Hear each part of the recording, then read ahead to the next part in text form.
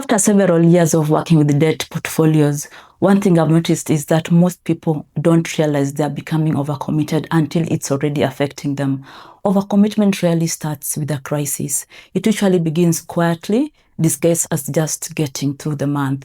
And you might tell yourself, I'll just be late once, I'll juggle things for a few weeks, or I'll move some payments around and catch up next month.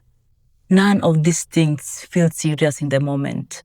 But then over time, those small compromises can add up until you realize you are no longer managing debt. It's actually managing you.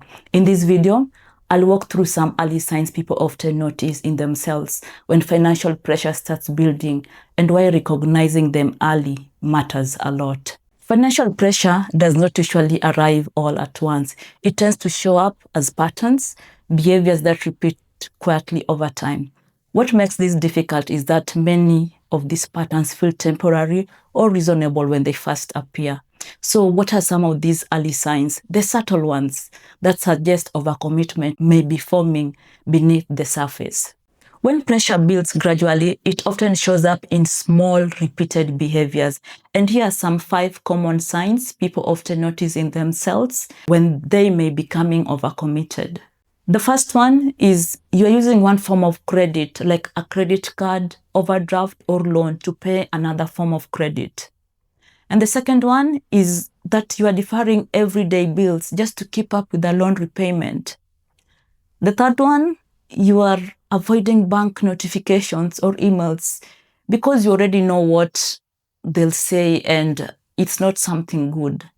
And the fourth one is you are over-relying on credit cards for everyday essentials like groceries or fuel and struggling to pay them off. And the key word here is over-reliance, not just normal usage.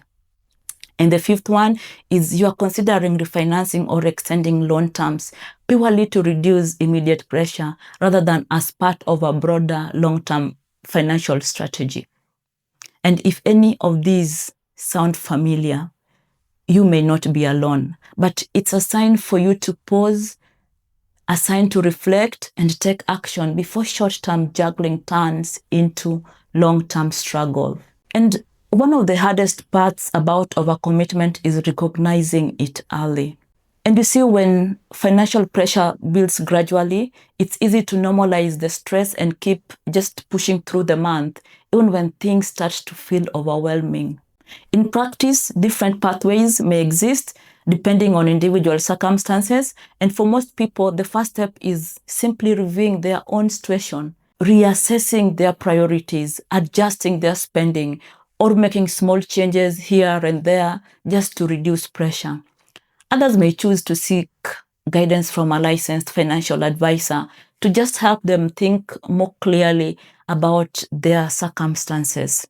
And in some cases, people decide to contact their lender to just understand what support options may be available.